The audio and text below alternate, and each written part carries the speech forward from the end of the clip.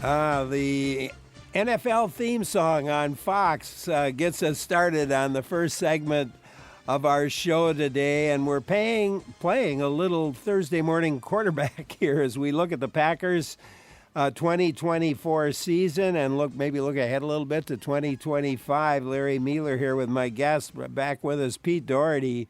Pete's a Packers columnist for the Green Bay Press-Gazette and USA Today Network, Wisconsin. He's covered the Packers since 1993 and knows a whole lot about the Packers. And, of course, we want to hear from you. What were some of your maybe favorite moments from the season? What moments made you scream in frustration at your TV? What do you think the Packers should do this offseason? Give us a call. The number's 800-642-1234, 800-642-1234, or send an email to talk@wpr.org. That's talk@wpr.org. Pete Dougherty, welcome back. Good to have you with us. Well, thank you, Larry. Thanks for having me. Tell you what, overall, we'll start with that. Overall, would you say the 2024 Packers season was successful, disappointing, little of both? Yes, definitely. Definitely all those things. You know, it's funny. We have a weekly question that somebody on our staff, asks all the Packers reporters to answer, in a paragraph, basically. And after the season, it was, what grade would you give the Packers? I gave them a C+. Could be probably talked into giving them a C. Expectations were just so high with how well they played in the playoffs last year. I think that colored a lot of things. I know I went in thinking they'd go 11-6. They ended up going 11-6, but I didn't see 11-6 and descending at the end of the season. I was thinking more likely they'd be ascending at the end of the season. And so that's the reason that the season was a disappointment. There are going to be ups and downs every NFL season. It's a rough business. Player performance is up and down, even for the good teams. There's a lot of ups and downs, the best teams even. But the bad finish, the really poor offense for the last month of the season, the poor passing game, that really took a lot of luster off of a decent season. 11-6 is a pretty decent season. Jerry emailed. Jerry says he's disappointed with Jordan Love's performance this season. He says it was a tragic mistake to give him $50 million a year based on one season's performance. And Love needs to step up his game. He threw way too many interceptions. One obvious reason they weren't able to compete in the division or the playoffs. He definitely, I agree completely. The biggest thing that can happen for the Packers is for Love to play better next season. That alone will get them a lot of the way to where they're looking to go. He threw way too many interceptions the first half of the season. I think he had 10 in the first 9 games, and he only played basically 6.5 of those games. He only threw 1 the rest of the regular season and then had a couple in that last playoff game. Still for me too early to say that they made a mistake in paying him. At the time, I for sure would have done it. There are all sorts of good reasons for doing it. Yes, it was risky, and it could end up, being a mistake because, if Love's performance doesn't pick up. But there would have been big downside to it, too. I was talking with Mike Holmgren, the former Packers coach, who's now, he's a finalist for the Hall of Fame this year. And we were talking about quarterbacks, and he said it really takes until their third season as a starter before you know what you have. And next season, 2025, will be Jordan Love's third season as a starter. This is the season they need to start reaping the rewards of the ups and downs. I'm still not sure this season how much the knee and groin injuries, and especially the knee, affected his play. He looked pretty healthy the second half of the season. I still think he looked just a half step slow on his first couple steps when he tried to leave the pocket, and I wonder if he also had just confidence issues in that knee. It's something that won't heal completely till the offseason. I'm not paid to make excuses for him, but we need to be realistic about these things also. And so I do wonder if that was an issue, and we will find out next season. But regardless of whether it was or not, um, he was an inexperienced quarterback play as far as playing time in the NFL. Now he's had 2 full seasons. He'll have an off season to digest everything, to work on the things he needs to, all of that.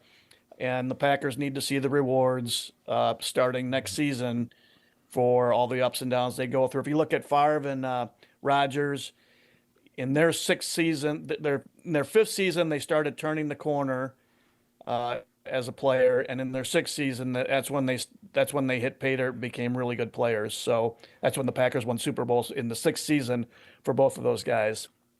Not saying Love has to win the Super Bowl this year to be 25 to be a success, but his play definitely needs to show real improvement and sophistication. Yeah. And you think about it, he was throwing to some young guys. I think it was the 2nd season in a row the Packers were the youngest, had the youngest NFL roster. You look at that as a problem, or could it be a plus? Maybe we don't have the veteran leadership that we need to have. I think it's more a plus than a problem because it's such a young man's game. And these guys have played a lot now. So even they're going to be young next season in terms of age, Yeah. but they won't be young. They won't be young as far as playing experience goes. And one of the biggest one of the biggest position disappointments this year was receiver. After the way those guys finished last year, really thought they would take a nice jump this season. Did not happen. I think they were, depending on which statistical service you go to, they were about 2nd in the league in drops. And while Love definitely deserves his share of responsibility for how the offense slipped at the end of the season, the drops at receiver were a significant issue also. Yeah. And in some ways, I think Coach LaFleur seemed to be making a nod toward veteran leadership when he said that our quarterback had to kind of become more vocal. I think he said at the end, didn't he? He did. That Love needed to become more vocal and take more charge than he has. He did. Love has he's a low key guy. He's not a big personality. He's not a big extrovert. But the quarterback position it's just baked into that position that you're the leader, and so there is much of it is by example and performance, but there still is also the overt leadership, the saying things at the right time, the getting on guys occasionally, but also having them like you so they want to play for you, and so yeah, he's not a natural that like Favre was just a big personality and an outgoing guy. Yeah. That was easy. That was who he was. Love is not that kind of guy, and he shouldn't try to be. But he's starting to build up some experience now. So yeah, that was the thing. The LaFleur answered that. The question was, what's he need to do? What's he need to work on this offseason? And LaFleur talked far less about technical quarterback things, like footwork, and basically said the main thing was just to become a little more of an outgoing, overt leader. Yeah. Well, injuries certainly played a role this season, although I don't think we suffered as much as perhaps the Lions, for example, did. But I think it was a big factor. Christian Watson likely was a big factor. Yeah. It's funny with injuries. So much of it's not how many you lose, it's who you lose. Yeah. You think back to 2010, I'm sure you remember then when they won the Super Bowl that year. They had their injured list was, I think it was the biggest I've been covering since '93. And I think their injured reserve list was the longest of all my time covering. It was upwards of 20 guys. I think it was in the upper teens for sure. But they didn't lose any guys that they couldn't afford to lose. The positions where they lost pretty good players, they had just as good, if not better, to replace them. This year, they really, if you look at their injury totals, it wasn't bad at all because everybody in this league, that's the nature of this game is everybody has a lot of injuries. And Detroit had a ton. I think what ended up catching up, losing Hutchinson eventually caught up with them. He's as good a defensive player as there is in the league, and that eventually is probably going to bite you. And I thought it, finally did in the playoffs. But the Packers, they really didn't get hit that hard, except that their quarterback got hurt, and he played through it, and they won the 2 games without him. But I do wonder if it affected his performance later in the year, at least somewhat. And then you're right, Watson is the one guy. I'm not saying he was their best receiver because that's probably Jaden Reed, but Watson's combination of size and speed, they just can't replace that. And that affects the way defenses play because they have to honor him, going deep on any given play. So that opens things up for other people. So that injury did take a chunk out of their offense. And, he's not, he won't be back till mid-November next year. So they're basically won't have him till late, and he probably won't be the same guy until, the 2026. So that's a position and a role and a talent that they have to somehow replace this offseason. Yeah, he was so fast, or is, I guess, when he's healthy. He has to draw cover. You have to know when he's in there if you're the opposing team. And that creates, opportunities for guys like maybe Reed or somebody else receiving the ball. It does. And, I was just watching, one of my colleagues is going through every game and grading all the players, and he takes the whole week to do that, and he sends me plays, and he would send me a play from the Minnesota game in Minnesota where they gave up like a 40-yard touchdown pass, the Packers did, and it was the Justin Jefferson effect. Jefferson runs a crossing route underneath, and the safety comes up, and they throw over the safety's head for the touchdown. And now Christian Watson's not Justin Jefferson, don't mean to suggest that for a second. But that's the kind of thing we're talking about is, when one player draws extra coverage, that opens things up for other guys. And I don't know how the Packers are going to do it. Maybe they'll try to do it in free agency. Maybe they'll use a really high draft pick on a receiver. But they've got to do something to help Love there just to get a more dynamic presence into their receiving core if they can. Yeah. Dobbs, what did you think of his performance this year, Romeo Dobbs? Yeah, okay. He's got hurt a couple times, and that, that issue he had in the middle of the season where he just seemed to be really upset about his role and he didn't show up for practice. That's just unthinkable in this league. Not unthinkable because, every once in a while, a couple times a year, it seems to happen around the league. But it's really damaging to the player's career, damaging to the locker room. That did nothing to help their season. He came back, his teammates accepted him from what I could tell. And he's a good possession receiver. But the Packers have, they basically have a receiving core full of receivers who are, if you're going 1, 2, 3, 4, 5, they've got a bunch of maybe mid 2s to 4s in their receiving core, and they don't have a guy who scares defenses and who changes the way they play and who can make plays even when they're double covered. Those guys are hard to come by, but it sure helps an offense if you have one of them. And I think that's one of the reasons why receiver, I don't think it's their greatest need, but it's it's amongst their top 3, I would say. Yeah. Pete Dougherty, our guest today, Packers columnist for the Green Bay Press-Gazette and USA Today Network, Wisconsin. It was great to have Pete come by. He's spent a lot of time with the Packers and knows a whole lot about football and the Packers.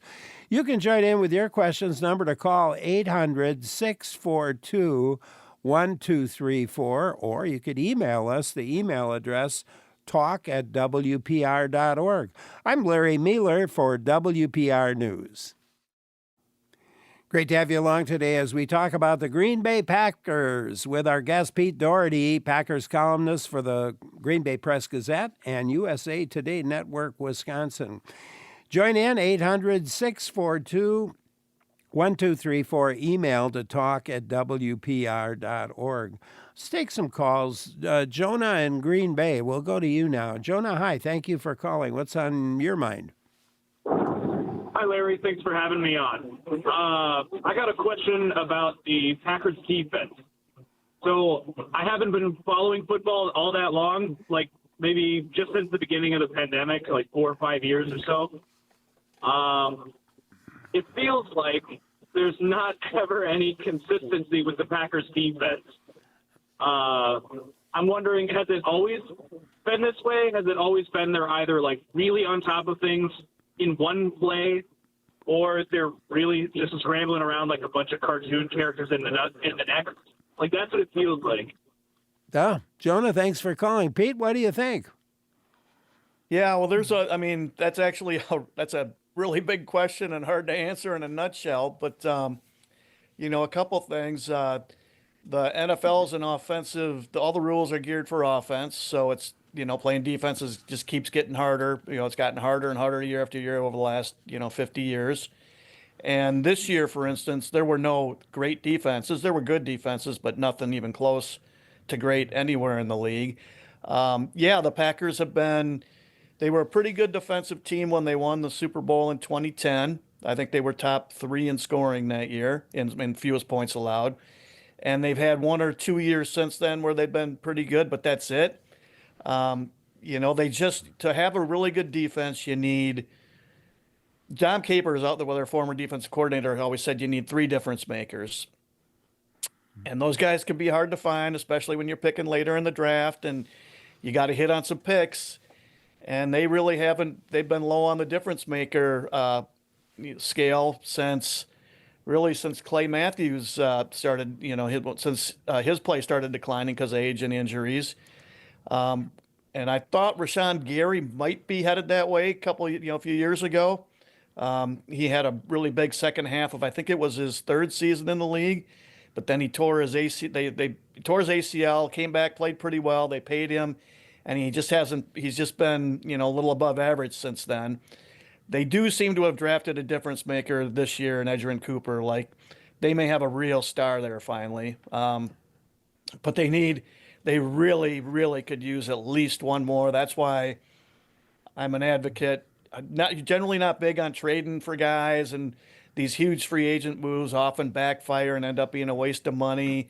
And this isn't fantasy football like Ted Thompson used to say. But if the Raiders are willing to trade Max Crosby because they want draft picks because they're rebuilding, I would look really hard at trading for Max Crosby.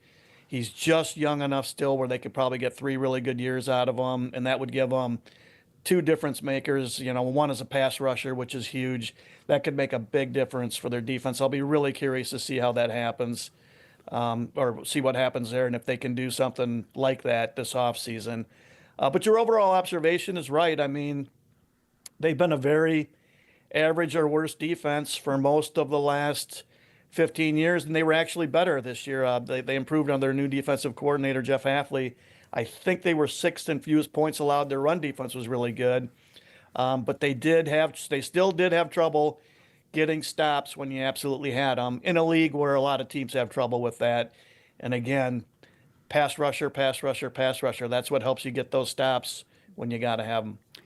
Yeah, I thought Hafley did a pretty good job. He had some injuries there, too, some key injuries. And Jair Alexander comes. He only played a third of the games. Yeah. I'm sorry, I apologize for interrupting, but when we talk about the difference makers, that actually was Alexander is their most talented defensive player, but in the last 4 years, I think he's missed I think it's about half the games, and he's getting older, so these injuries are going to accumulate, and I just have to think the Packers are going to move on from him this offseason because you just can't, pay a guy that much money and have him unavailable. But not when you have only one key difference maker, and then he hardly plays.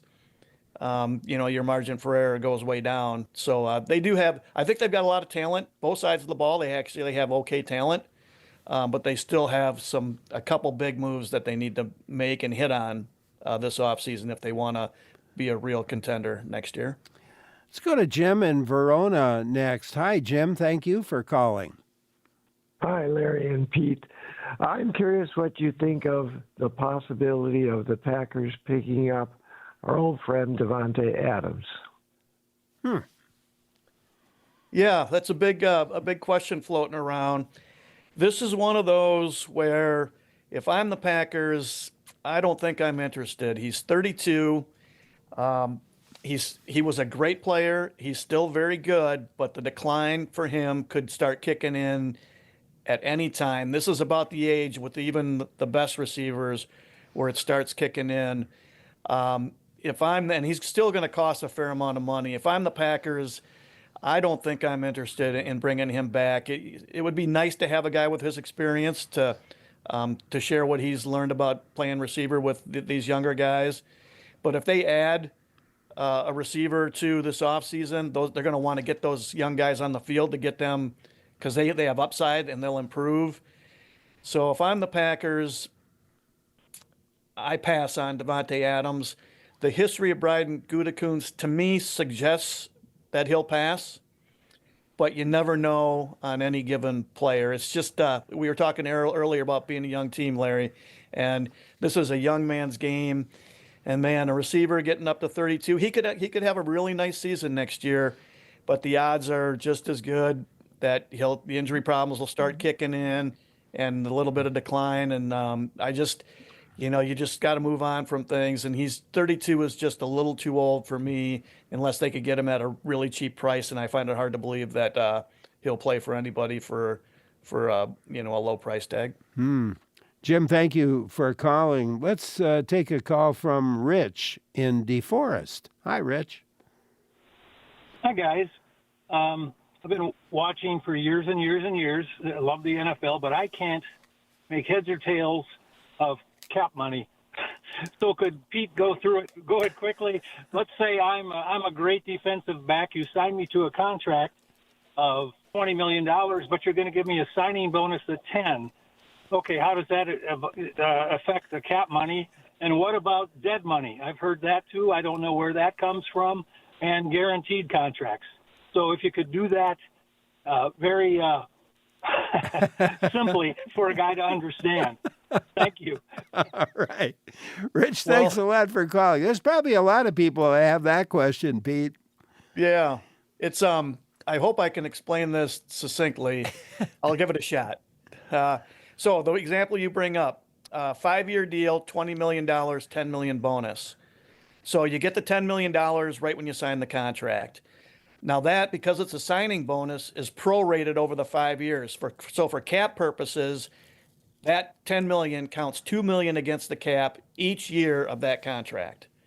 So your cap number starts out with the first year will be $2 million because of the signing bonus proration. And then whatever they make the base salary that first year is the rest of the cap number. So let's say they pay you that $10 million bonus, but then they only pay you $1 million salary. So you're getting $11 million in cash, a lot of money. But you'll only count $2 million from the signing bonus and $1 million base salary. So your cap number is only $3 million. Now, let's say after 2 seasons, things have gone really badly and they decide to cut you. What happens in that season then is the dead money you're talking about, because the $2 million in years 3, 4, and 5 still have to count against your cap because they paid you that money. So all that money accelerates into year 3, so that you'll count $6 million on the cap if they cut you after 2 years, even though you're no longer on the team. I don't know if that covered. Did that cover the whole thing? Guaranteed. He said something about guaranteed money. Oh, and guaranteed money is just they can, the signing bonus is guaranteed. They can't take that money back, or just under very specific circumstances can they get that money back. So that's guaranteed money, and they can guarantee, like with quarterbacks especially, they'll guarantee money through the first 2 or 3 years of the contract, and as long as you show up and play football, you get that money. If you get hurt, you still get it. But you do have to show up for work. But that money is yours no matter what. And so when you're evaluating a contract a guy signed, the number that always gets reported is the average, and that's important. But really, the most important thing is the guaranteed money, because that's the money the guy's going to get no matter what, as long as he shows up for work. And I think there's plenty of cap space for the Packers going into. I think wasn't it 50 million or something like that? It is now, and a big chunk of that is still going to be eaten up by costs that haven't shown up yet. There's they have restricted free agents that they have to tender. They've got a draft class that they'll have to pay. There are several built-in expenses not counted on that, but even if you count all that, they still have, I think it's like 25 or 26 or 27 million dollars in cap space, which is a lot because, as we just talked about, when you for the proration, you can sign a guy to a really big contract and keep his cap number low for the first year or two. So they basically have enough money where they can be very liberal if they want to in spending and free agency or trading for an expensive player. They can do all those things. Money will not be a limitation to what they do in this offseason. The limitation will be whether they can get the guys that they want, that they think are worth that kind of money. Yeah. And Gutekunst did he didn't do a great job on the first round picks. He did on second, I think, with Edgerton James and a couple of other guys too. I think Evan Williams comes to mind. He did some things over the course of the year, but his free agent pickups, those were really good. Xavier McKinney and Josh Jacobs as running back. I was thinking about those picks. I think were pretty good ones.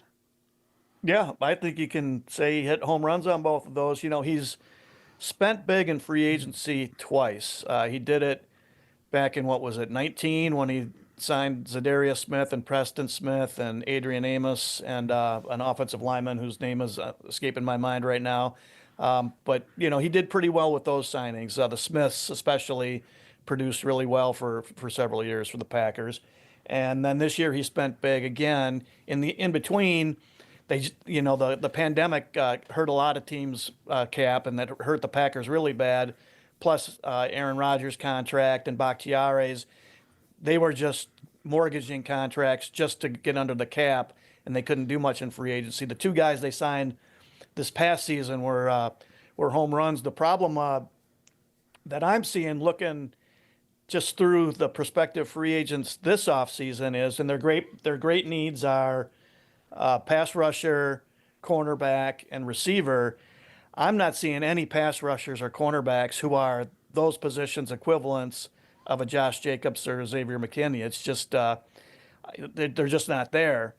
So I don't know that they're going to be able to make any big signings there that'll make that big a difference. They may have to just sign several guys and hope one or two of them pans out.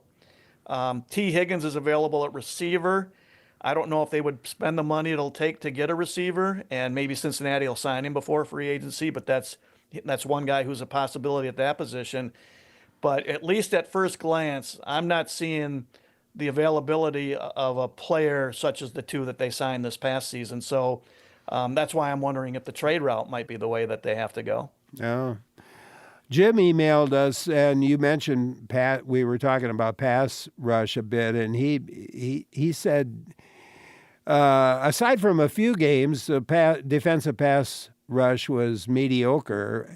And Jim is wondering, was it the scheme? Was it the personnel? What needs to be done? Yeah, that's an age-old question.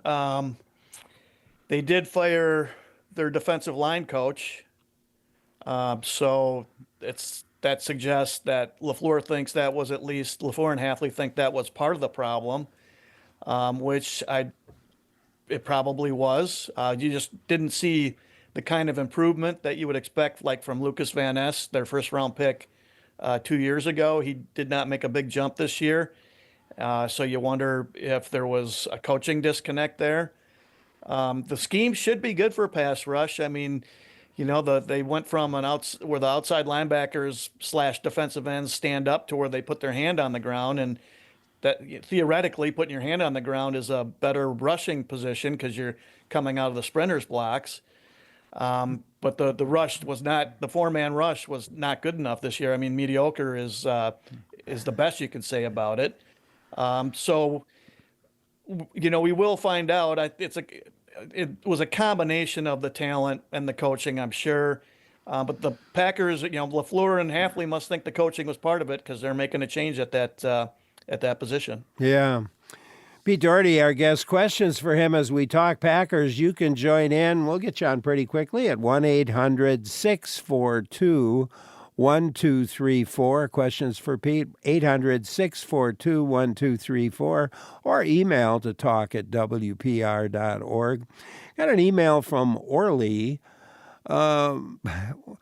This is, his comment is, what about adding a William Henderson or John Coons type halfback? Great blockers, but also a threat for the outlook pass. Not them in particular, but somebody like them. Yeah. So they had a fullback in camp, but they ended up cutting him, and they basically use tight ends to some degree in that kind of role.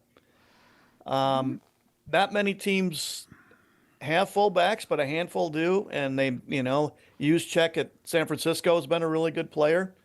I don't know that if the Packers have any plans to look in the draft this year for somebody like that, but they, a lot of teams use a tight end in a quasi fullback type role. It just depends on the body type you're looking for. They appear to be open to keeping a fullback.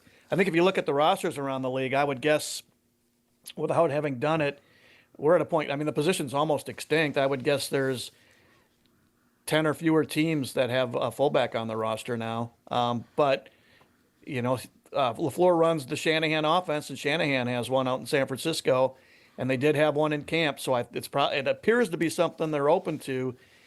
The hard part apparently is finding the right guy who can do both of those things you talk about, because he's got to both be a blocker and, a guy who's pretty good at getting out and catching the ball and running with it afterwards. Let's take another call. Yordis in Colfax. Thank you for calling. What's on your mind? Hi.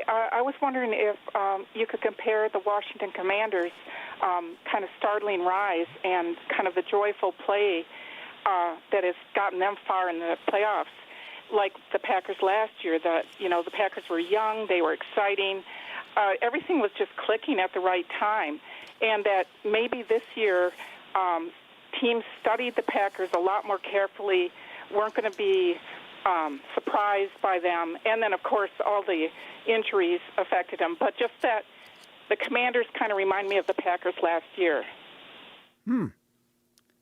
I agree completely. I was thinking the exact same thing watching the Washington game over the weekend. I don't know if you saw, but Sean Payton, the coach of the Broncos, after they clinched their playoff berth in the final game of the season, and they had a real young team with a rookie quarterback. And in his locker room, all the players gathered around him. He said, "Let me tell you something. Remember this: young and hungry is dangerous." And he said it like 3 times. And that's what the Packers were in 2024, and that's what the Washington looked like this year. Young, naive in a good way, and hungry, and just out to prove themselves and just playing. And I've got the exact same vibe that you did. And one other thing I would add to this season with the Packers is I don't think they handled the increased expectations well enough, because Washington will face this next year now. They're riding a great crest, and it's great, and who knows, it might even take into a Super Bowl win. But next year, no matter what happens from here on out, they've already set a really high bar for next season, and guys start thinking they arrived, and you lose that little bit of hunger that Sean Payton was talking about. That can make all the difference in the world. And I think the Packers, they lost that. They didn't have that young and hungry vibe this year, even though they were young. And, I don't think they handled that the greatest. The only upside to their really disappointing end of the season is maybe that stirs the hunger. And if some of these guys thought they'd arrived, maybe they no longer think that, and that the team will be a little hungrier again next season. But I was thinking the exact same thing watching Washington play this weekend. Yep, they were a lot of fun to watch. I saw a few of their games. They were a lot of fun to watch. And they did have that excitement. It was just great to watch them. It's fun. Yeah, that quarterback, whatever ups and downs he had, it seems like whenever he got the ball at the end of the game, if they needed a score, he got it for him. Yeah, very, very good. Yurtis, thanks a lot for calling. Appreciate it. Dennis in Wisconsin Rapids. We'll go to you. Hi, Dennis. Oh, morning. Hey, I'm just curious why they're not using Malik Willis. He's got good leadership qualities, runability, accurate passer. If they'd use him maybe 3 to 5 plays, why they're not implementing him, I do not understand. He was one of Goody's pickups this last year, and probably we wouldn't have made the playoffs without him. Yeah, 7th round draft pick right after final cuts. That was a really good trade to have a backup quarterback. Basically, he started 2 games and played the second half of 2 games, and they went 3-1 in those games. That's more than you can ask for from a backup quarterback. And yeah, I'm with you all the way on that. Obviously the guy showed enough where they can trust the ball in his hands, and that running threat that you get, the threat of the run pass option, the threat of the run option where he can either hand it off or keep it. There's all sorts of plays there for goal line and short yardage.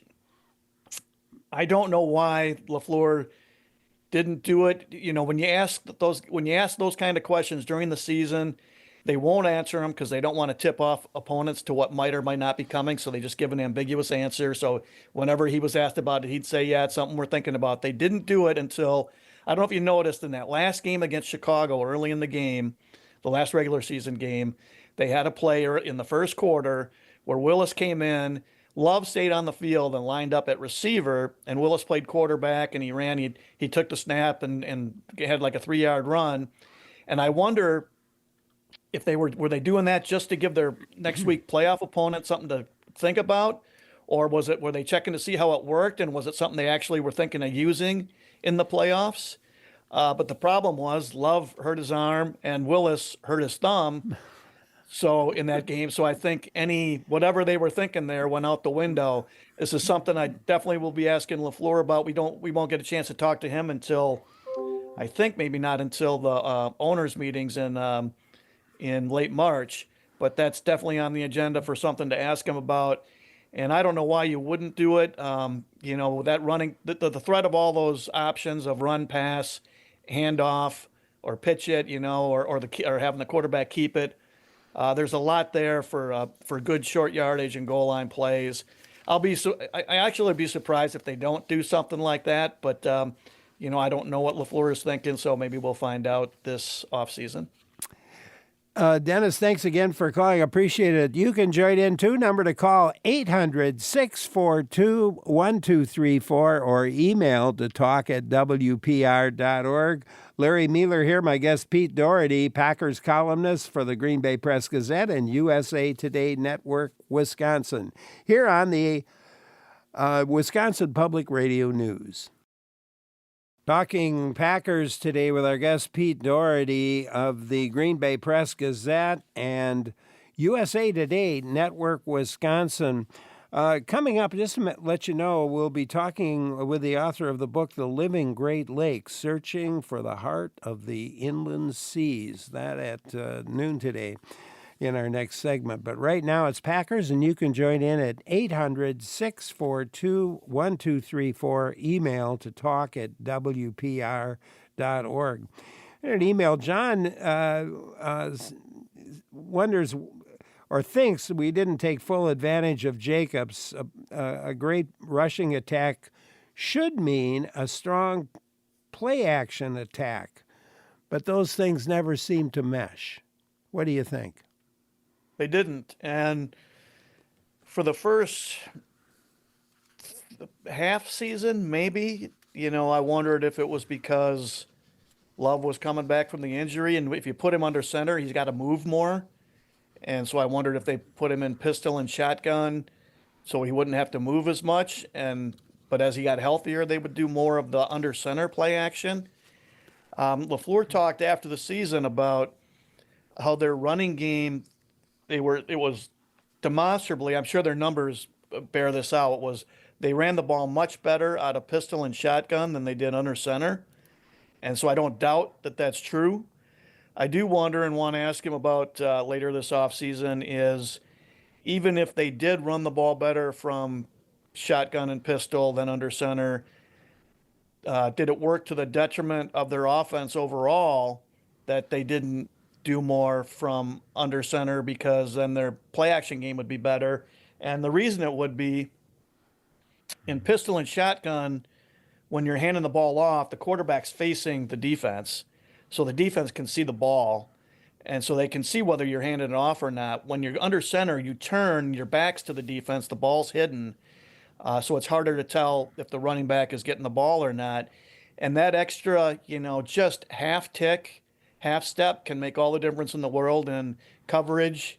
For a guy being on a receiver's hip as opposed to being a half step off and there being enough of a window to make the throw.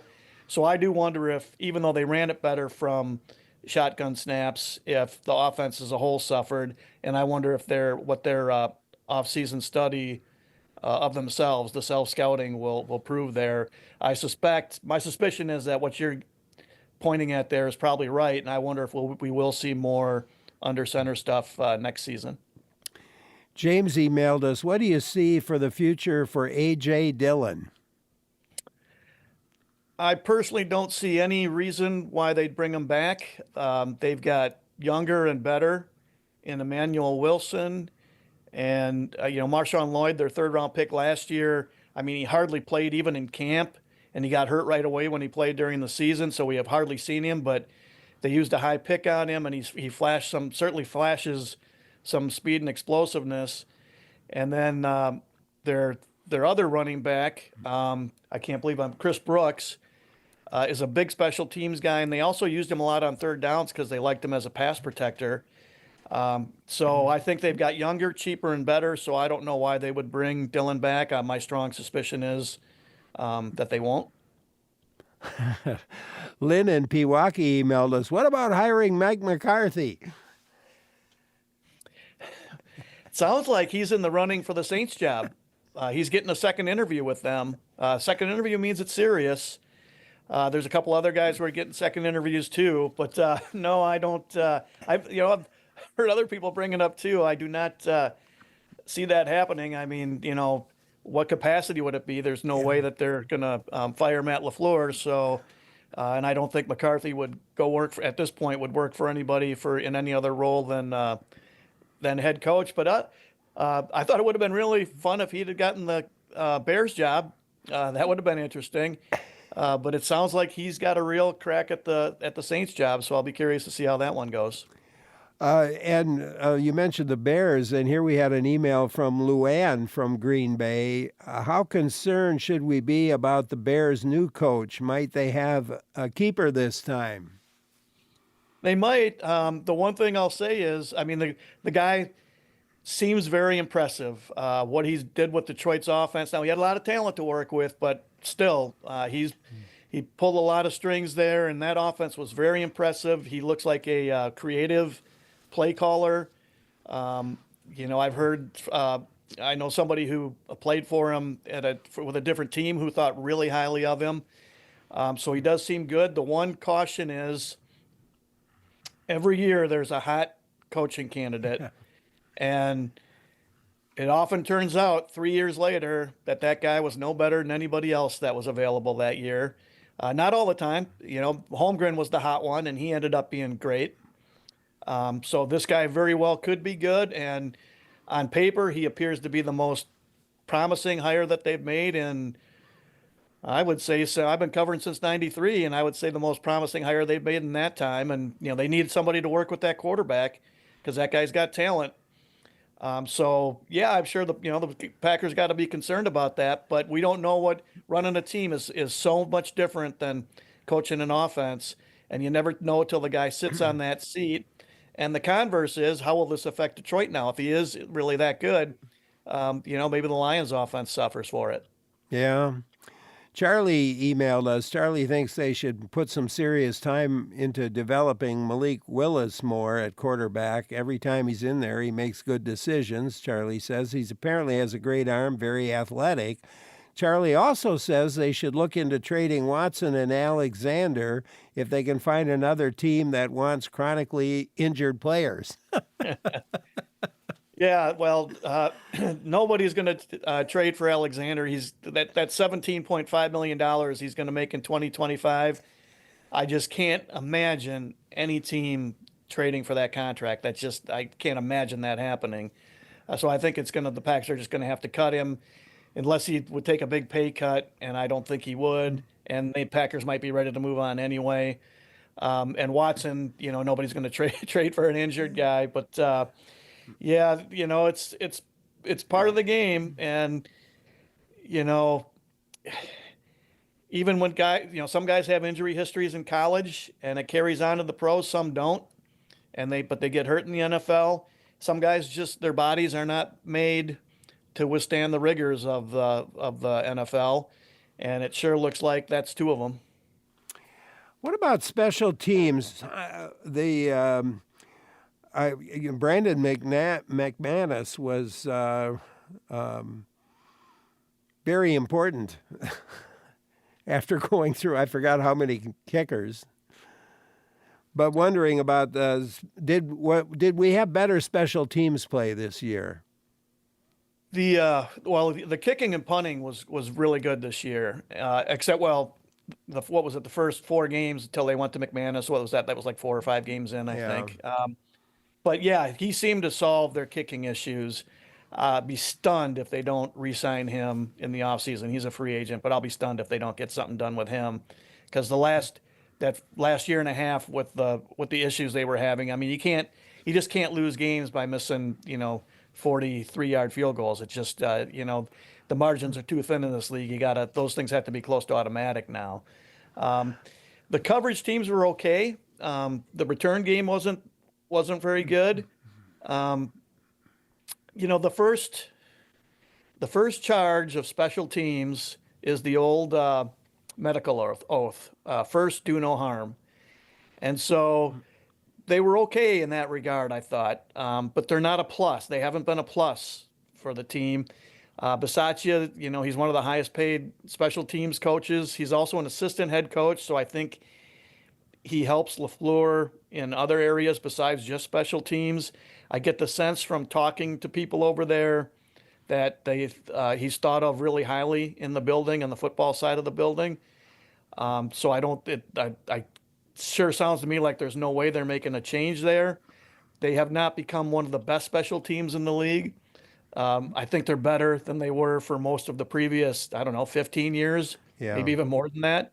But I would consider them they mostly fulfilled the first do no harm. But then you do want to, they didn't force turnovers or things like that this year. It does help if your special teams can win you a game. I guess they did have the block kick against Chicago that won them that game. The block field goal at the end the first go round. Yeah. Otherwise, we'd have lost every game in our division. Pete, it's always a pleasure. Thank you so much for taking time to be with us today. It's always great to talk with you, and I hope we can do this again. Thank you so much. No, thanks for having me, Larry, and I look forward to the next time. Pete Dougherty, Packers columnist for the Green Bay Press-Gazette and USA Today Network, Wisconsin. Great to have him with us, and we'll get him back, and we'll do it again. Coming up, talking the Great Lakes. I'm Larry Mueller for WPR News.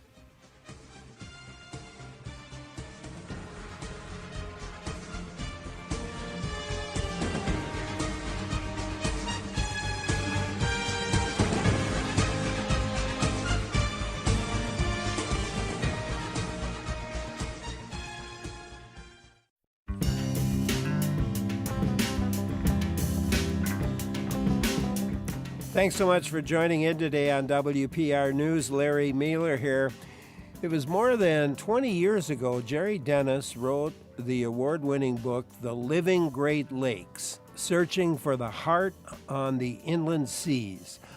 It's a new edition out now. In it, he updates readers on the fate of the boat and crew with whom he sailed across the Great Lakes, talks a little about what's changed with the Great Lakes over that time period. He still lives near the shore of Lake Michigan. And as we talk with him, I hope you'll join in. Have you had adventures on or around the Great Lakes? Do you feel drawn to those massive bodies of water? Give us a call. The number is 1-800-642-1234, 1-800-642-1234, or send an email to talk@wpr.org. That's talk@wpr.org. Jerry Dennis, welcome. Thanks for joining us today. Appreciate it very much. My pleasure, Larry. Hello. You know, I read your book 20 years ago. I'm pretty sure we did an interview 20 years ago. And here it is 20 years later. I read the book again, and it holds really, really well. I thought the way that you talk about the lakes, you weave the history of those areas around the lakes was so fascinating, and some really riveting and shall we say dangerous events that may have taken place either way a long time ago, or right while you were sailing around the lakes. It just made it fascinating. So thanks for reissuing this and reintroducing me. Appreciate it very much. Well, thank you. Well, let's talk about that trip for a minute. In 2020, you joined the crew of the schooner, the Malabar, to sail across. You did 4 of the 5 Great Lakes. What did you set out hoping to experience on that trip? It's funny because it seems like yesterday. It's so vivid in my memory. I mean, it was such an amazing trip, and I learned so much. I had spent a couple of years circling the lakes, trying to find an entry into this book. I had hundreds of pages of notes and drafts, and just couldn't find my way into the heart of the lakes, which is why I chose that subtitle. Until I met the captain and first mate of the Malabar and talked my way on board and served as a crew member to help sail this schooner through the lakes and ultimately to Bar Harbor, Maine, to deliver it to its new owners. But I wanted to see the lakes from the water. And a 19th century style schooner seemed ideal to me because those were the long haul truckers of the 19th century.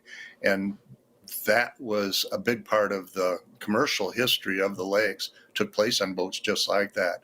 So I felt like it gave me a really unique perspective.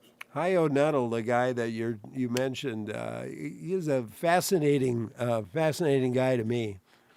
Oh, absolutely. He was something else, and he gave me many hours of pleasure sitting. When we always chose the night shift to be on board, be up on deck at the helm. And we sit next to each other, and he would talk for hours and hours and hours. He'd had an amazing, eventful life, and he was imaginative and funny and well spoken. We've stayed friends all these years. That is really cool. He was kind of a superstitious guy. A lot of sailors, definitely. Is that right? Didn't he have a horseshoe on the bow of the boat or something like that? Yeah, he had it over his stateroom, and he wanted me to understand that you always had to have the horseshoe pointed up so that the luck stayed in the horseshoe. If you turned it upside down, and he would get really indignant about this. He said, some people turn it upside down, the luck pours out. And he just did not want anything like that to happen. Doug in Madison has a comment for us. Let's go there. Hi, Doug.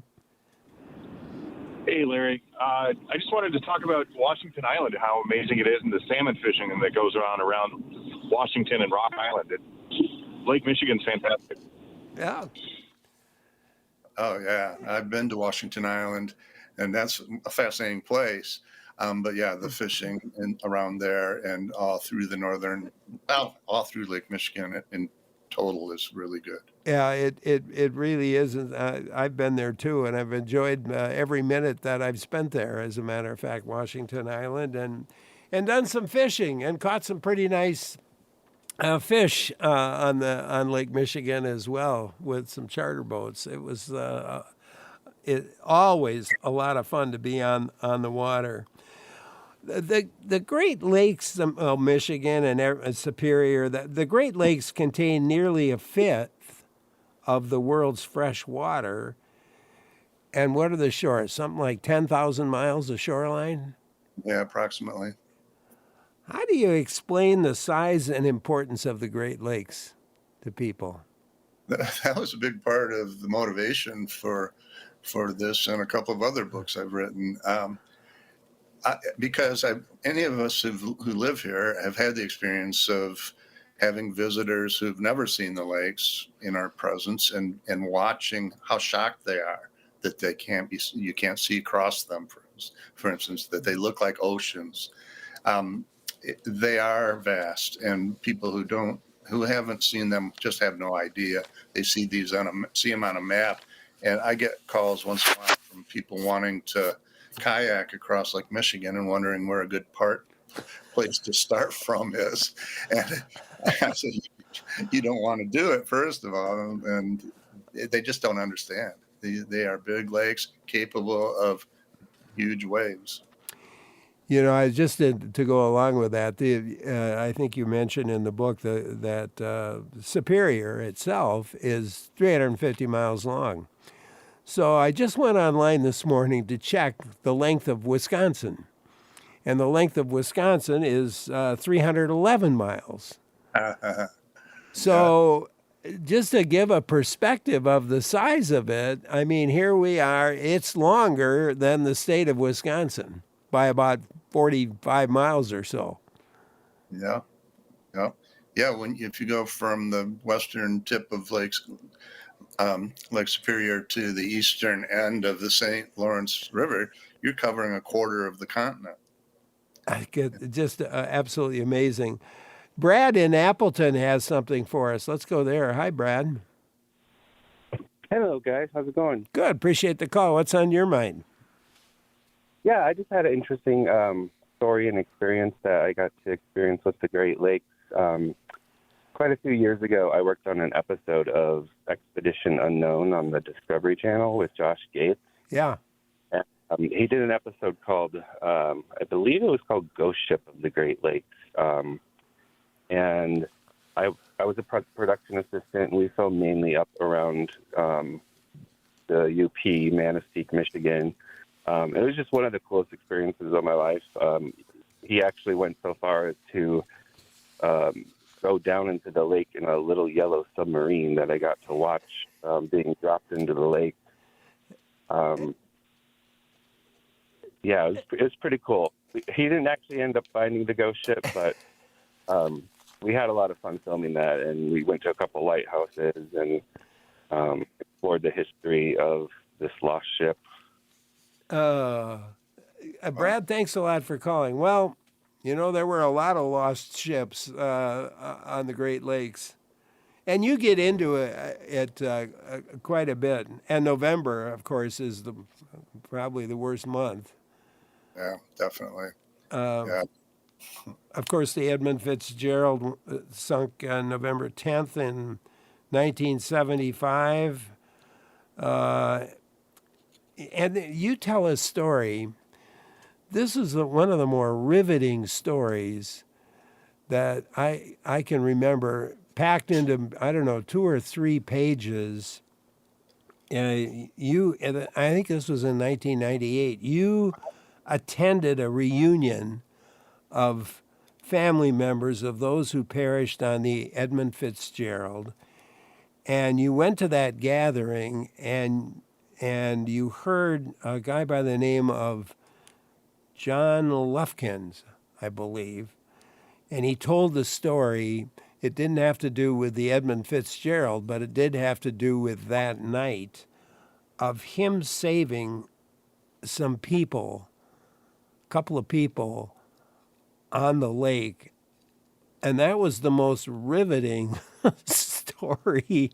The hair stood up in the back of my neck when I was reading what that man went through. It took place at the Great Lakes Shipwreck Museum at Whitefish Point in the Upper Peninsula of Michigan, and that's the U.S. point that's closest to where the Fitzgerald went down. You can look out from the museum and see the general vicinity where she sank, and there were probably 40 people maybe in the audience, and you could have heard a pin drop as John Lufkins told his story about being out there in a 16-foot open boat with an outboard motor gathering gill nets, he and his 18-year-old brother-in-law. And that storm came up so fast that they didn't have a chance to get to shore and had to take find shelter on a little island in the offshore there that it's clearly saved their lives. And then to go back out and rescue two other fishermen whose boat had capsized, and they were just hanging on to the hull in these 18, 20-foot waves. Crazy story. Crazy story. I was just, I could hardly believe it. I think John Lufkin could hardly believe it either when he finally made it back to shore. Oh yeah. He kept talking about it as a miracle that, it was 20 years later, and he still was almost shaking with emotion, remembering how close they came to drowning. Yeah, he said he was he laid on the shore and thought of himself as the luckiest SOB in the world at that point, because he had no idea where he was, and he comes to the top of a 20-foot wave, and there's the island popped right in front of him, and he had no idea where it was. No, oh my goodness me. Well, that was one of the many stories from your book that I really enjoyed. Well, you observed, I think it was, in 2003 the book came out, and climate change was well documented by that time, but causes, I think at the time, causes of climate change were still being debated. And we know a lot more about how climate change is impacting the Great Lakes today than we did back then. Yeah, definitely. There wasn't a lot of empirical data at that time in 2003 about it. There was a lot of speculation, a lot of computer models predicting what would happen. But as it turns out, none of those computer models were severe enough. They were looking at much longer timelines to get where we are now with the water temperatures warmed as much as they are. That was a big part of the reason I wanted to do this new edition and update that, because I just barely touched on the subject in 2003. Yeah, it's you look at, I think we're losing an average of 14 or 15 days of winter every decade. Yeah, that's crazy. There was some evidence of that happening shortly after the book came out. I live on Grand Traverse Bay in northern Lower Peninsula of Michigan, about at the tip of the Little Finger. And we happen to have been a harbor. The bay was a harbor for coal deliveries for over 100 years. And so there are records going back to around the 1880s of ice cover on the bays because the boats couldn't come in if the bays were covered. So they would have to get reports. And it's really consistent for all those years up until about 1975. There were 7 winters out of 10, the bays would freeze over and the boats couldn't come in. They'd have to plan ahead to get plenty to last the winter, because 7 out of 10 times you're not going to get in there. Since 1975, the number of frozen, the bays freeze over more like once out of every 10 years. And I think we're at about 7 years now that we haven't had ice all the way across the bay. And that's pretty distinctive change. And you can see it graphed. It's dramatic at 1975. And incidentally, the study that brought that to my attention was from some hydrologists at the University of Wisconsin-Madison, I believe. And they had also studied records from a lake in Japan that kept records for 500 years. And that was consistent with their records, and with a lake in Switzerland that had similar records for hundreds of years. All of the time, there was consistent freeze over until about 1975, and then the warming climate started kicking in, which is global. It takes us across 3 continents. And with the ice not there, the water is warming, and warming water has an impact on anything that's in the lake, I would guess.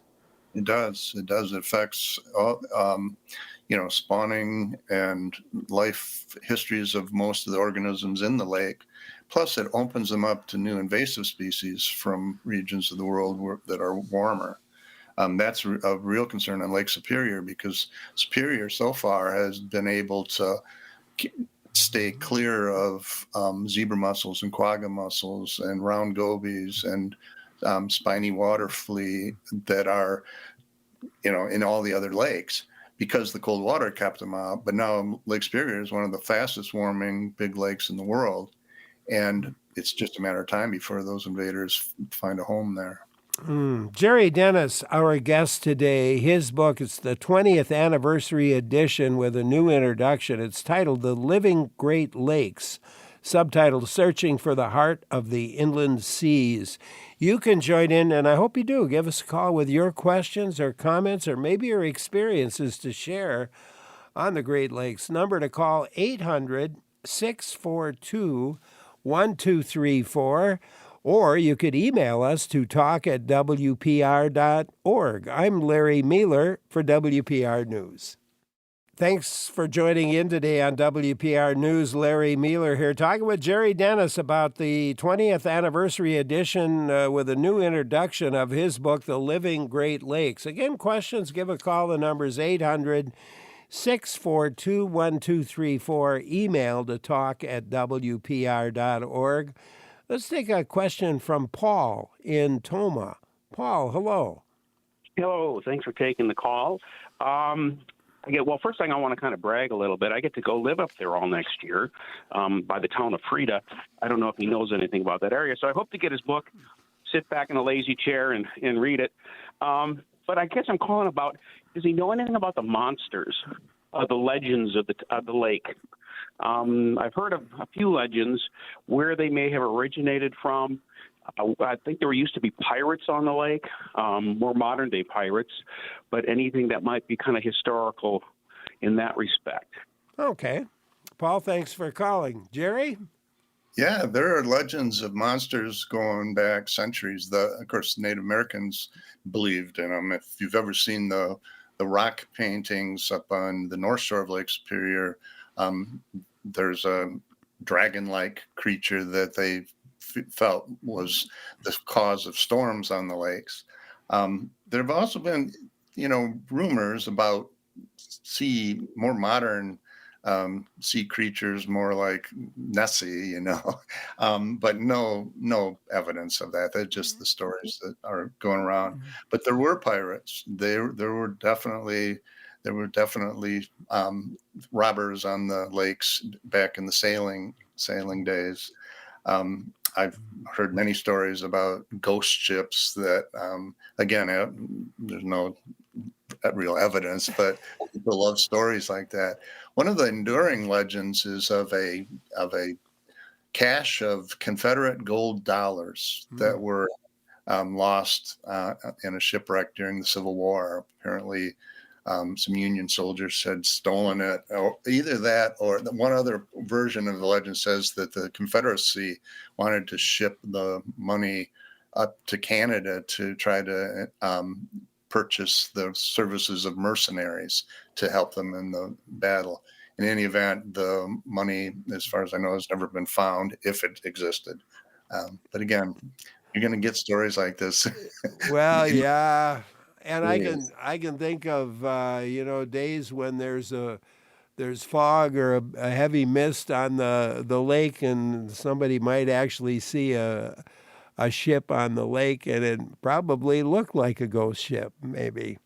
Yeah, you can't tell distances sometimes when the light is a certain way, or when, as you say, when there's fog or mist. What looks like it's far away could be close, or vice versa. So yeah. Could happen. Paul, thank you for calling. Martha in Menominee will have you join in. Thank you for calling. Oh, you're welcome, Larry. This is right up my alley. Every November, I tune in. I listen to the stories about Edmund Fitzgerald. I get out the guitar and I run through the song, a few times. But I want to come to the museum up there at Whitefish Bay. We've been planning this like a camping trip for years now, and it looks like we're going to get to go. So I was wondering if Jerry could give me like a tour guide, like a suggested things to do if I come up to the museum, when would be a good time to go, and maybe Jerry could tell me, what kind of things to do up there and what to check out. Sure. I've been there many times. It's one of my favorite areas of the Upper Peninsula. If you're camping, a good choice is Tequamanon Falls State Park. The falls are spectacular. You get a good view of them from the hiking trails. The problem is it's very popular, so you need to make reservations. And I would not try to go during the 4th of July weekend. It's impossible. The little town of Paradise on the way up to Whitefish Point on the same road is fun, interesting little place with that feels like it's fallen out of time. It doesn't feel any different than it seemed when the first time I saw it, when I was there with my dad when I was a kid back in probably in about the mid 1960s. It seems the same. There is no real difference that I could tell. And it has a couple motels and a little grocery store and some gift shops. They have a blueberry festival every year. I think that's in August, which is my kids still talk about because the parade was parade, put it that way. So yeah, there's lots to explore up there. There's great the Lake Superior beaches west of Whitefish Point are spectacular. They're some of the most pristine, wide open, sandy beaches on all of the Great Lakes. Martha, thanks for calling. And just to go along with that, we got an email from Steve earlier that I hadn't gotten to yet. And Steve wonders, is there yet established a run of hiking or camping trails around the Great Lakes, especially the U.S.-Canada cooperation with maybe around the full shoreline of Lake Superior, as I think something he's interested in? Oh, it's a great idea. It hasn't come to pass yet. The North Country Trail covers a good chunk of the southern shore of Lake Superior in Michigan and Wisconsin. But the Canadian side is pretty rugged up there. There's high rocky bluffs. So if there was a trail, it would have to veer inland for, long stretches. But it would be fantastic if it ever comes to fruition. It would be fantastic. And Zori had emailed too about two rivers. Point Beach State Park and Neshota Beach Park have a great line of recreation trails, great for biking or camping or shoreline viewing, kayaking in shallow water, swimming in sand beaches, also connected to the Manitowoc Shoreline Trail as well. So beautiful recreation that not enough people know about in Zori's mind. Yeah, that's one of the big changes in the last 20 years. There were very few, relatively speaking, compared to now, there were fewer trails of that sort. There were the Rails to Trails programs, for instance, were just getting started to convert old railroad lines into biking paths. And it's happening all over now. There's links taking place that are taking short stretches of paths and joining up with others with the intention of eventually circling all of the lakes. We're talking about sand, the beaches and so forth reminded me about sand mining, and you discuss that in the book. For decades, sand around the dunes along the Lake Michigan shoreline have been mined and sold. What were they using the sand for, and what's been the impact? Yeah, they used it for industrial purposes. A lot of it went to Detroit to use for casting of cast iron parts like engine blocks. The sand had to be, they used sand to surround the molten iron. And they liked this Lake Michigan sand because it's actually the sand left from the ancient ocean millions of years ago. So it's been worn to almost round. A lot of sand in more, newer sand has sharp corners and doesn't work as well for industrial purposes. I would guess it doesn't pour as well, for instance. So yeah, there's always been a hungry market for it. The effects have been pretty dramatic. I spent a few weeks in Indiana Dunes at the very southern shore of Lake Michigan, and it's a 15-mile stretch of Lake Michigan that's national park, and in the middle of it there's a state park also, but it's all protected dune lands. The biggest dune down there, Old Baldy, is gone. Wow. They harvested it right down to almost the water level. Before the local community got together, said, let's stop this while we can, because this is a priceless natural treasure, these dunes, and we want to protect the rest of them. So they managed to save a good chunk of them. But the same thing has happened up along the Michigan shore, the dunes. It's dunes almost continuously from Indiana Dunes up to Sleeping Bear Dunes, where near my house, and then up to the very top of Lake Michigan as well. Especially down in southwest Michigan, that shoreline has been mined a fair amount. And there are some birds that have been affected. I think it's piping plovers, for example. They're shorebirds and become endangered due to the loss of the dune habitat. So is it really regulated? I mean, what people have done is, established parks and so forth to protect it that way. That's really the only way to ensure that they won't be lost. Local communities will form coalitions and try to sue the companies to halt it, at least until it can be studied. And that's been successful in a couple of cases. Yeah. Mary in Independence, Wisconsin, has something for us. So let's go to Mary. Hi, Mary. Hi. Thanks for taking my call. There was a question about camping along the Lake Superior or the Great Lakes.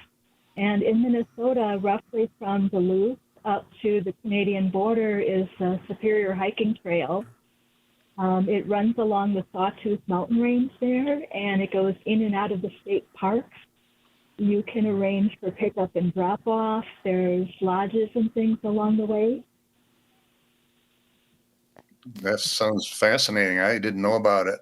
I've spent some time on that shoreline, and it's beautiful. It's one of the prettiest shores of all the Great Lakes. Yeah, it's well worth checking out. Minnesota Superior Hiking Trail. That sounds great. Mary, thank you very much for calling. Tom in Columbus, your turn. Hi, Tom. Good afternoon, gentlemen.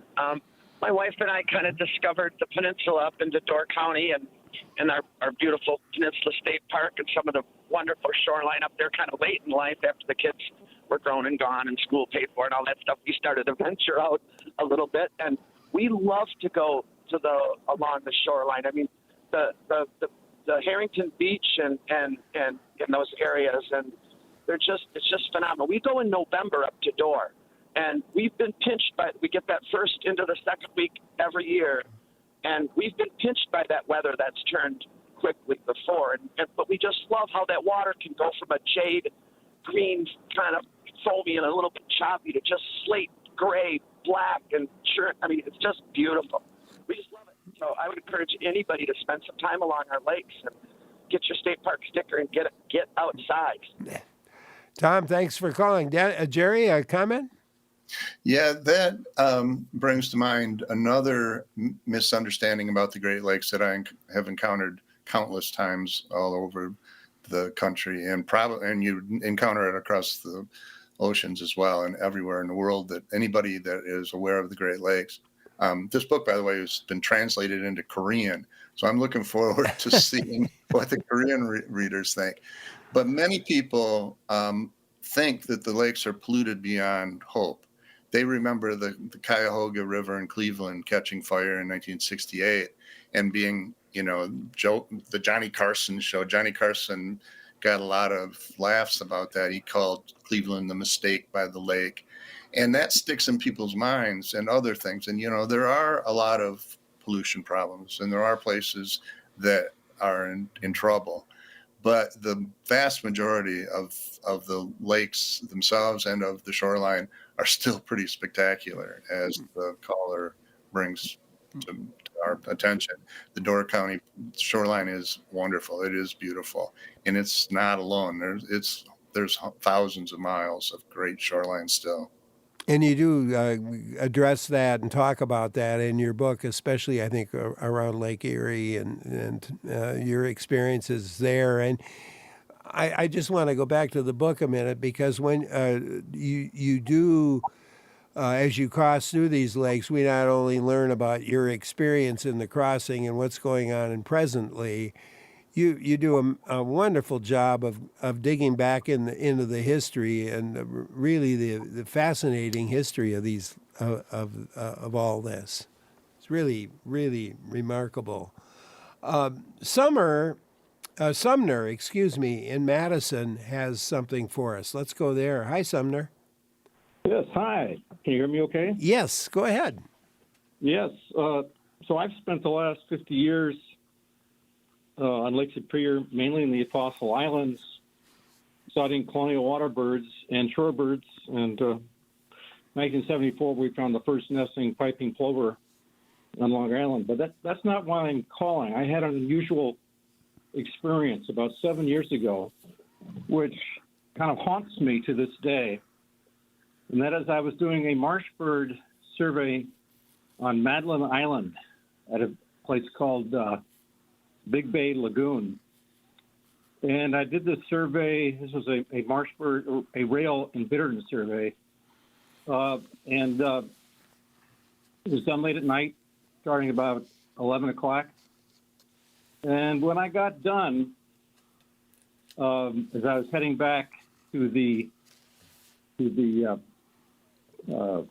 place where I could take my kayak out and walk up to my campsite, I noticed a bright light coming through the pines.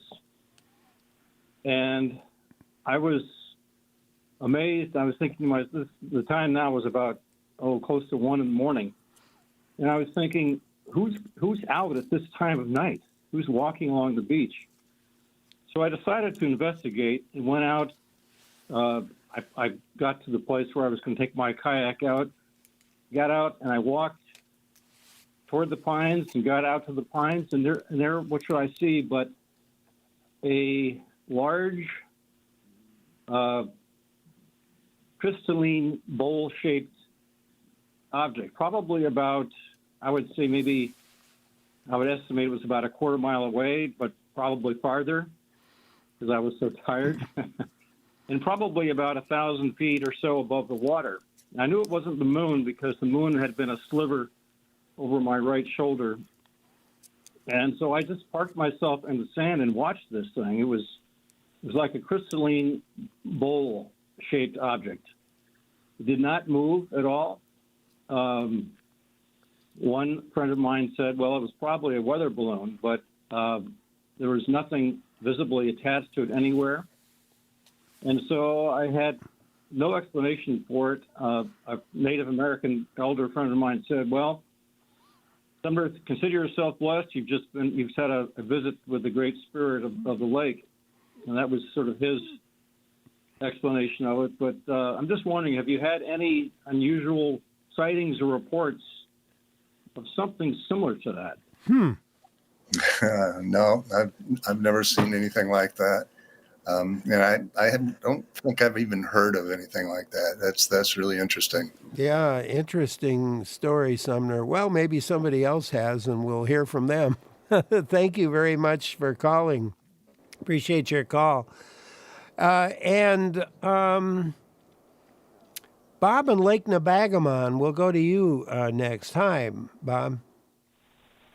Afternoon. I tell you, speaking of spiritual things, if you ever kayak the Brule River.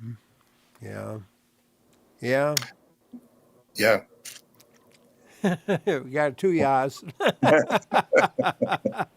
Well, if you take the final portion, it's about a 2.5 to 3 hour, depending on water level, downstream, which is actually north, because the Brule flows north into Lake Superior. You're paddling along, and for 2 or 3 hours, and then all of a sudden you come out on Lake Superior, and it's just it's exhilarating. It's every time I do it, I love it. Fantastic. Bob, thanks for calling. Have you done that, Jerry? I have. I've had that experience on many rivers, and I'm the same way. I never get tired of it. It lifts my heart every time to see all this immensity of water. And Bob, thank you very much for calling. Jerry Dennis, our guest today, his book, The Living Great Lakes. I'm Larry Mueller for WPR News. Jerry Dennis, our guest today, Jerry's book, The Living Great Lakes. And if you have a question, excuse me, I hope you'll join in. The number's 800-642-1234. Email to talk@wpr.org. That's WPR.org. Love to hear from you. The summer before your trip on the Malabar, and you write about this in the book, you did the Chicago to Mackinac sailboat race. What was that like? You describe it well. Yeah, that's a world I had never entered. I knew nothing about. I was naive enough to think that I could just talk my way onto a boat. You know, who wouldn't be honored to have a writer on board, right? And I just got laughed at. And people, they said, "We don't want any dead weight on the boat. Get out of here." And but through a series of really lucky breaks, just pure coincidence, involving a crew member on one of the boats who fell and broke his leg, opening up a spot at the moment that I happened to be there. I got onto a boat and was able to experience this crazy day and night race up the length of Lake Michigan for 3 days and ending at Mackinac Island at 3 a.m. and the whole town is partying, and that's just crazy. It was just a very different experience for me. And you did another canoe trip, and I'm on Superior. You paddled the big lake in a replica Voyager canoe, and that had to have been a great experience. And That was. I liked one of your lines there. I think it was there where you were sitting in the canoe and you said it felt like resting on the back of a sleeping animal. I love that line. Well, that was a good experience. I had always wanted to do a trip like that because I read so much about the Voyagers and their canoes, and the 36-foot long birch bark canoes. The replica that I was on was fiberglass, but it was in every other regard, it was a pretty accurate replica. And there were 12 of us paddling, and I was amazed at how effortless it was and how fast the boat moves once you get going. And of course, we weren't carrying 2 tons of furs, Yeah.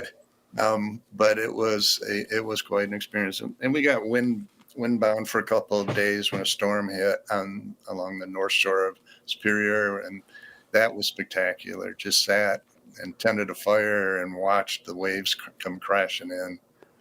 Yeah, it was amazing, and you got into furs, and you told some interesting story about the Hudson Bay Company, and all of the sort of the trading back and forth and what transpired with that. Yeah, it was a huge industry. Before researching it for the book, I had no idea how much money was involved. It made millionaires out of the owners, and they mostly lived in the Boston and New York area, built big mansions. The Voyagers themselves were paid a pittance. The trappers, many of whom are Native American, were paid in cheap trade goods like, glass beads and cheap knives, hatchets, and all this money funneled into the pockets of a few people, because there was a trend in Europe for beaver hats. I mean, it was the fashion. You weren't anybody if you didn't have a beaver hat. So the furs were being shipped across to Europe and were gobbled up at very high prices. Yeah, good. Just it was an amazing story to me. And millionaires at that day and age, a million doesn't seem like as much today, but back then a million was a lot of money. Well, a million still is a lot of money, but it was a real lot of money back then. Let's put it that way. Oh boy. Treble in Lodi has a question or a comment. Let's go there. Hi, Treble. Hi. What's on your mind? Well, I have a kind of a geographical observation to make for your guest and your listeners. As a young man, I was, I guess, 18 years old. I got a job working in Door County in a little art gallery. And then in the next year, I decided to travel in Canada. And I looked at a map, and liking Door County a lot, I observed that there was this place in Ontario on Lake Huron that looked exactly like, physically like Door County. It was like a mirror image. And I ended up going there and finding some people and worked in an art gallery there for a couple of years. And it was an amazing place. Called the Bruce Peninsula, and the town was called Tobermory. I'm wondering if your guest has ever been there. There's a beautiful harbor there. Yes, and it's really interesting that you noticed how similar it was to Door Peninsula, because they're both part of the Niagaran escarpment. The limestone formations that formed Niagara Falls are all around Lake Michigan in a big horseshoe, and they are that outcropping of limestone is responsible for a lot of our rock features. And if you look at a map, the Bruce Peninsula and the Door Peninsula are almost identical. You're absolutely right. They're at almost the exact same latitude. They are about the same length. They even angle into toward the center of Lakes Michigan and Huron at the same angle. It's pretty startling. You're the first person I've heard make that observation. So That's pretty cool. And mentioning Lake Michigan and Lake Huron in the same sentence, they are the only two Great Lakes to merge, as you point out in your book, to merge freely, and the rest are connected by rivers. correct. Yes, that's true. So they are technically one lake, and the water currents go east one day and west the next, and there's this merging of not only the water but of the creatures that live in it. Yeah. Helen in Little Chute has something for us. Hi, Helen. Hi. I have a couple of brief comments. Thank you to the author for writing this book. I absolutely love the Great Lakes and worry about them, but thank you for that.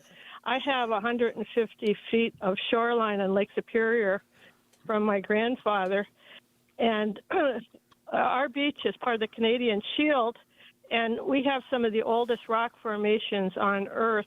So we have rock hunters continuously on our beach, which sometimes is a little bit of an issue. The next comment is the chief engineer of the Edmund Fitzgerald was a friend of my family's, and he had retired. Harold had retired the year before the Edmund Fitzgerald sunk, so that was always significant in our family. And the last question, I married my husband and I was in Massachusetts for half my life, and our daughter spent her time on Cape Cod. And when she first got to Lake Superior, she said, "Mama, this is not a lake, it's an ocean." Well, that's what it looks like, isn't it? Sometimes, Jerry? Oh yeah, absolutely. A friend of mine hosted a party of Japanese tourists who came to Michigan. I think they were there for business reasons, and he volunteered to drive them around. And he took them down to the shore of Lake Michigan at the little town called Empire. And they exclaimed, they couldn't believe how big it was. And they kept, through their translator, kept insisting it was an ocean. And they marched down to the water, put their fingers in it and tasted it. And then they were just amazed. So my friend took them 10 miles up the shoreline to another public beach. They did the same thing. Each time they would go down and taste it because they just found it so hard to believe that this was not an ocean. That's a great story. Jerry, is the book selling well? Oh, I'm just delighted with that. You never expect a book to continue to be read 20 years after publication. It just doesn't happen very often. And this book has just been pretty spectacular in that way. It's been a steady, reliable seller. Well, it's I can see why. I've read it twice, and I've enjoyed it. I enjoyed it both times. And Jerry, I thank you so much for taking time to be with us today. It was a real treat and pleasure to be able to talk with you again. And I bet that book's going to continue to sell for a long, long time. Thank you very much. Thank you, Larry. Let's do it again in 20 years. Let's do it again in 20 years. Jerry Dennis, a freelance writer, public speaker, author, his book, The Living Great Lakes, Searching for the Heart of the Inland Seas. Take a look at it. Great to have him with us. And thank you so much for joining in today. And also a big thanks to our team, our producers, Clara Neipert, Joel Patnott, our technical directors, Lee Rayburn and Jeff Robbins, our executive producer, Jill Nadeau, and I'm Larry Mealer. Stay with us. Lots more in store here on WPR News.